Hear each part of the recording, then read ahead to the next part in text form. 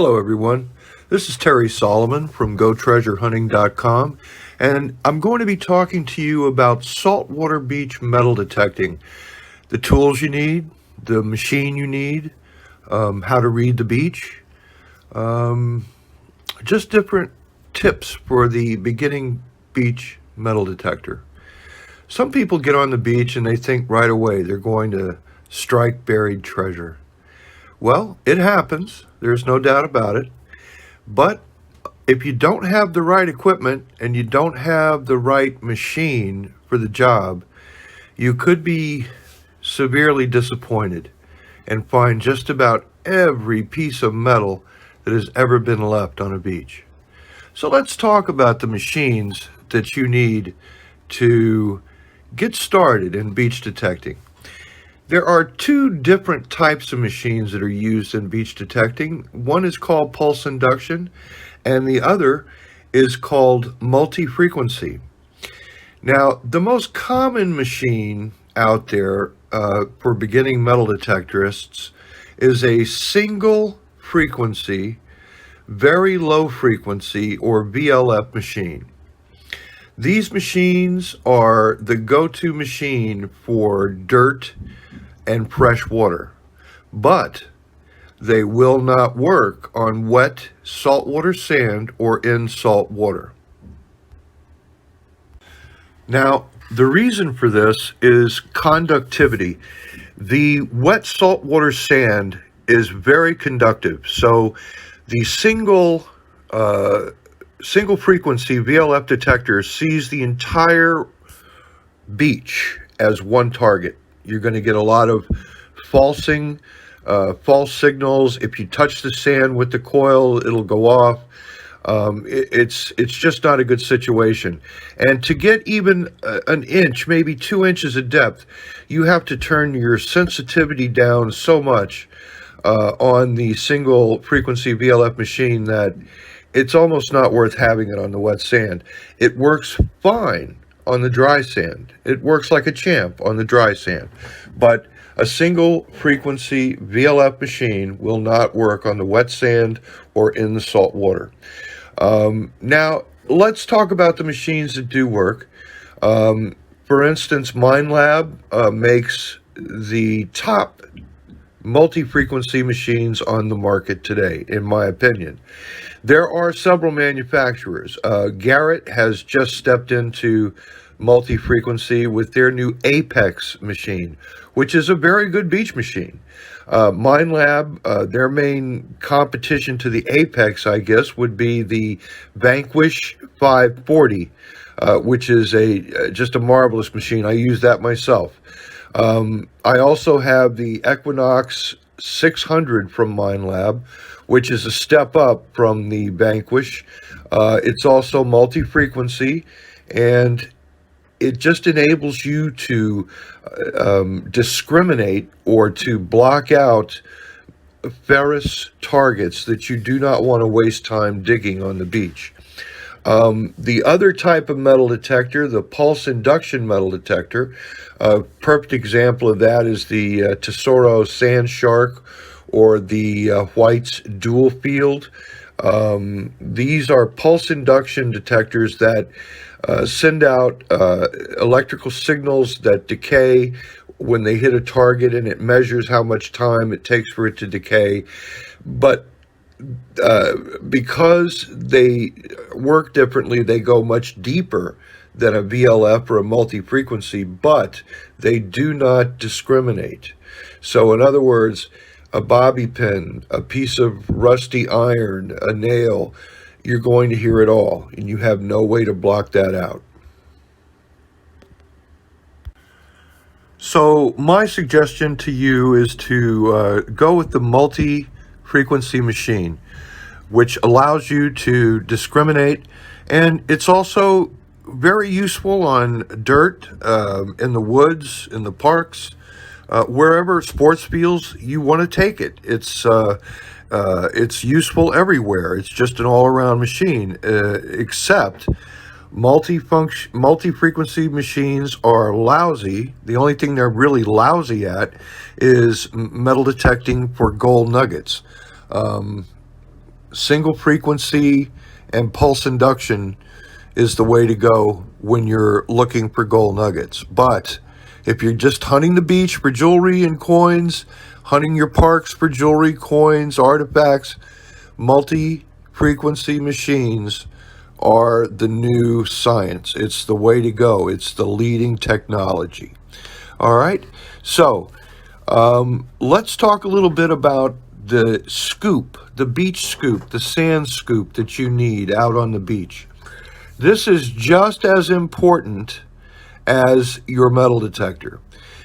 A sand scoop enables you to dig into the sand, scoop it out, and find the target quickly.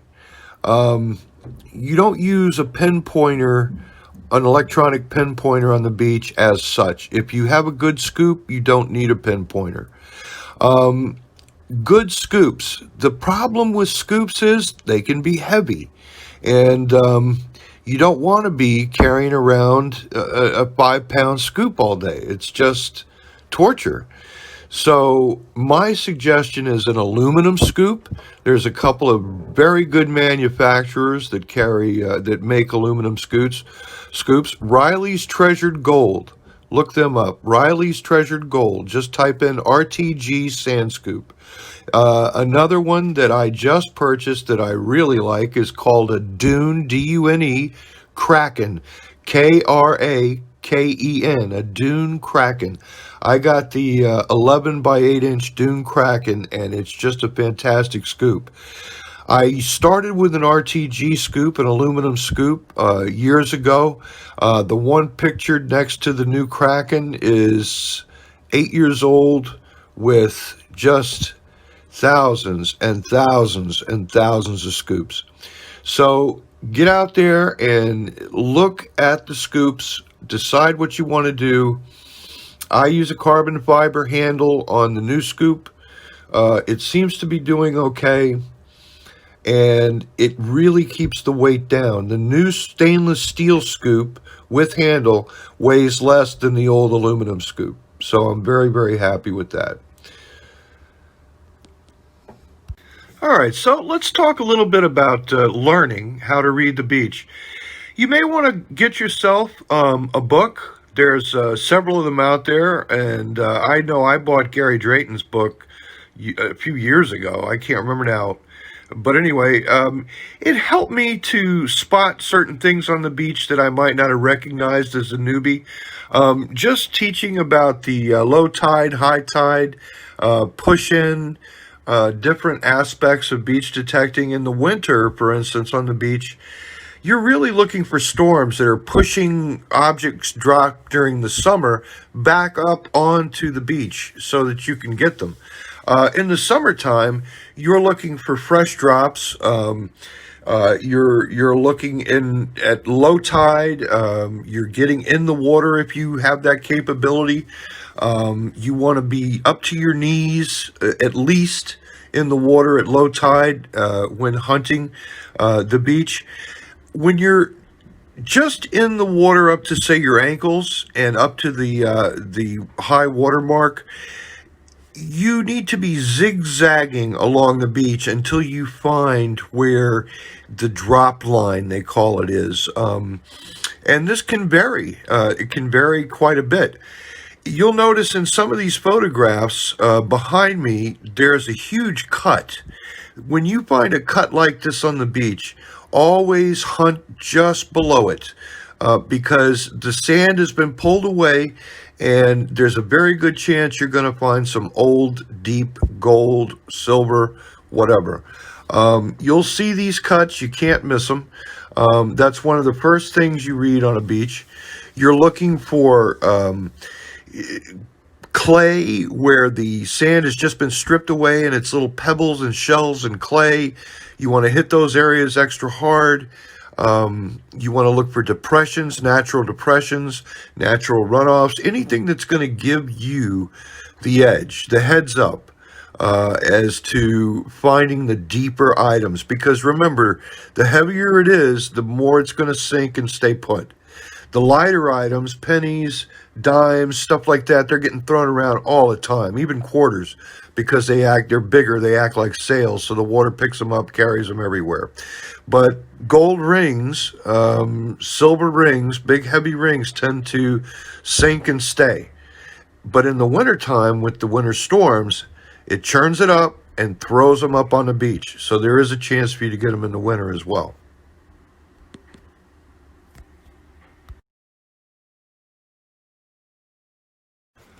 Now, when I talk about the drop line, what I'm talking about is where you're finding a series of targets that are, you can follow that line down the beach. You can see where they've washed up. It's a common line to where the targets are. In some of the photos, you can see where I'm standing in front of the cut. You can see where I've been digging down below the cut. And there's patterns as to where heavier items are, and you can follow those patterns. Further up on the beach, just above the high tide line, you will find the towel line.